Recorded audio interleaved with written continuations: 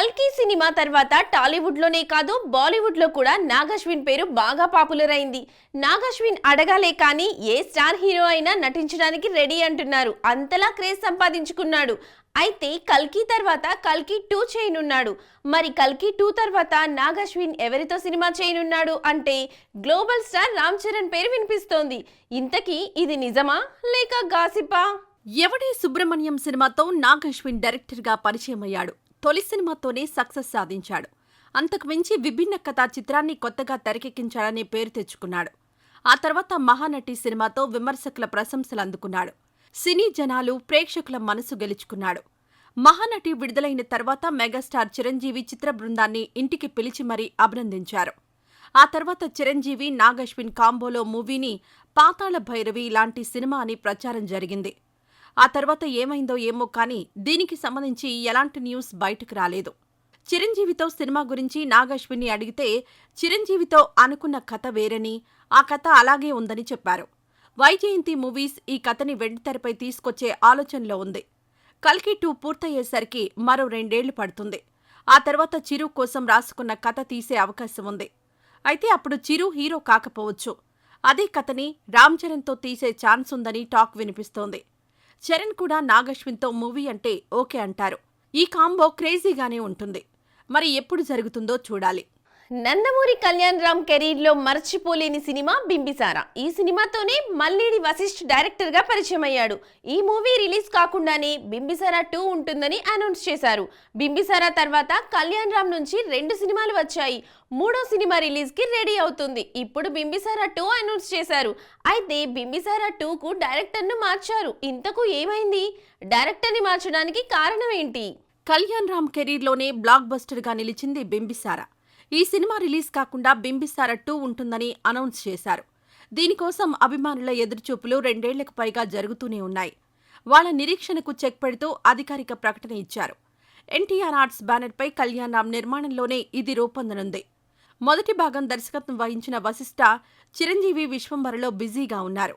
ఇప్పుడు బింబిసారా 2కు అనిల్ పాడూరికి అవకాశం ఇచ్చారు. దీంతో డైరెక్టర్ మారడానికి కారణమేంటి అనేది ఆసక్తిగా మారింది. బింబిసారా షూటింగ్ జరుగుతున్న టైంలోనే కళ్యాణ్ రామ్, డైరెక్టర్ వశిష్ఠ్ మధ్య విభేదాలొచ్చాయట. ఆ కారణంగానే పార్ట్ 2 నుంచి తప్పుకున్నాడని ప్రచారం జరిగింది. కళ్యాణ్ రామ్ పుట్టినరోజు సందర్భంగా బింబిసారా 2 అనౌన్స్ చేయడంతో మరోసారి ఇది ప్రచారంలోకొచ్చింది. డైరెక్టర్ అనిల్ పాడూరి, ఆకాష్ పూరితో రొమాంటిక్ తీసిన అనుభవం తప్ప సోషియో ఫ్యాంటసీని గతంలో హ్యాండిల్ చేయలేదు. అయినా కళ్యాణ్ రామ్ నమ్మి అవకాశం ఇచ్చాడు. మరో ఇంట్రెస్టింగ్ న్యూస్ ఏంటంటే అందరూ అనుకున్నట్టు బింబిసారా కంటిన్యూయేషన్ కాదట.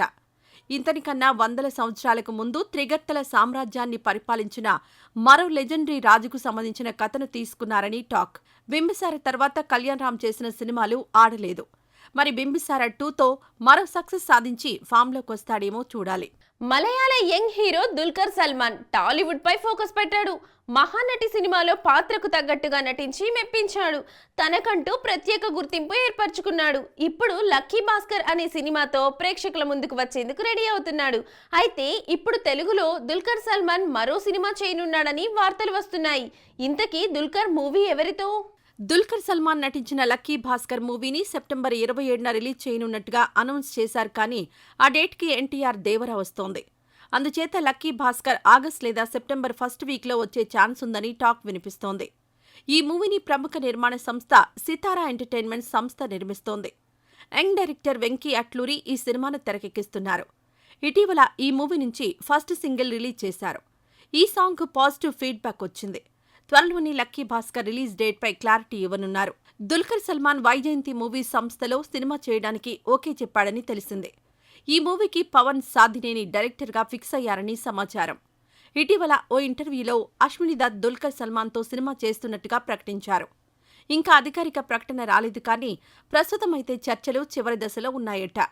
దుల్కర్కు ఈ బ్యానర్తో మంచి అనుబంధం ఉంది. మహానటి తర్వాత సీతారామంతో బ్లాక్ బస్టర్ సాధించాక అది మరింత బలపడింది.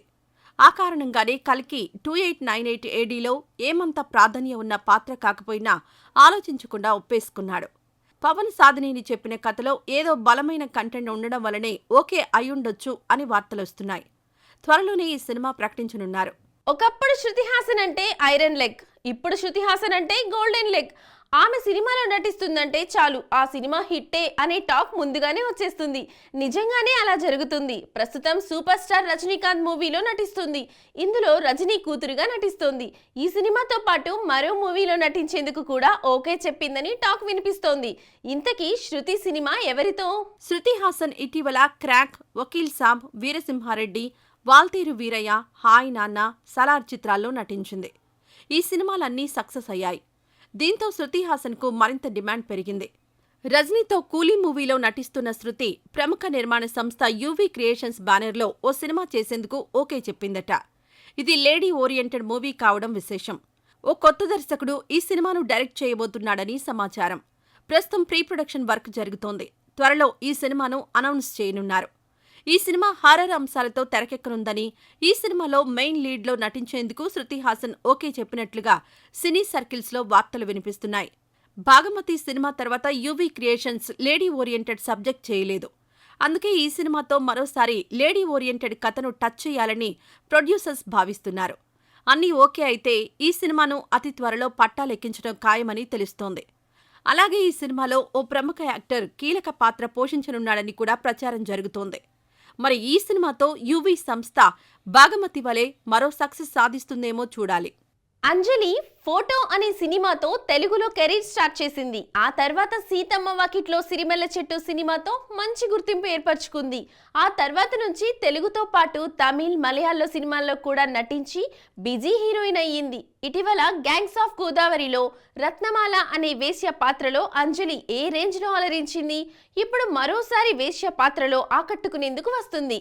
ఇంతకీ ఏ సినిమాతో? గ్యాంగ్స్ ఆఫ్ గోదావరి సినిమాలో వేశ్య పాత్రలో అంజలి అదరగొట్టింది.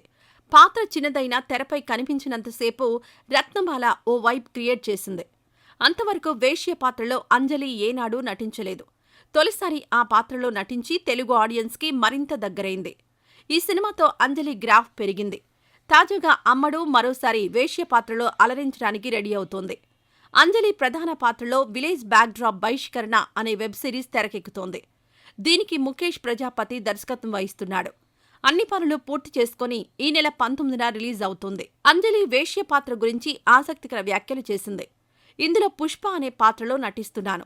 ఈ పాత్రలో నటించడం నాకెంతో సంతృప్తినిచ్చింది. అమాయకపు వేశ్య నుంచి సమాజంలో అసమానతలు ఎదుర్కొనే స్త్రీ ప్రయాణం అద్భుతంగా ఉంటుంది అని చెప్పింది. ఇప్పటికే రిలీజ్ అయిన ఈ సిరీస్ ప్రచార చిత్రాలు సిరీస్కి మంచి బజ్ను తీసుకొచ్చాయి. అలాగే అంజలి ఇప్పటికే పలు వెబ్ సిరీస్లు చేసింది. వాటి ద్వారా మంచి గుర్తింపు దక్కించుకుంది. అటు సినిమాలు, ఇటు వెబ్ సిరీస్లతో అమ్మడి కెరీర్ బిజీగానే ఉంది. ప్రస్తుతం mega power star Ram Charan హీరోగా నటిస్తోన్న గేమ్ చేంజర్ చిత్రంలోనూ కీలక పాత్ర పోషిస్తోంది. ఈ సినిమా హిట్ అయితే అమ్మడి పేరు పాన్ ఇండియాలో మారుమోగుతుంది. అటుపై అంజలి స్టార్డమ్ రెట్టింపవడం ఖాయం. చూశారు కదా వీకెండ్ సినిమాస్. మరి వచ్చే వారం వీకెండ్ సినిమాస్తో మళ్ళీ కలుద్దాం. అంతవరకు సెలవు, బాయ్.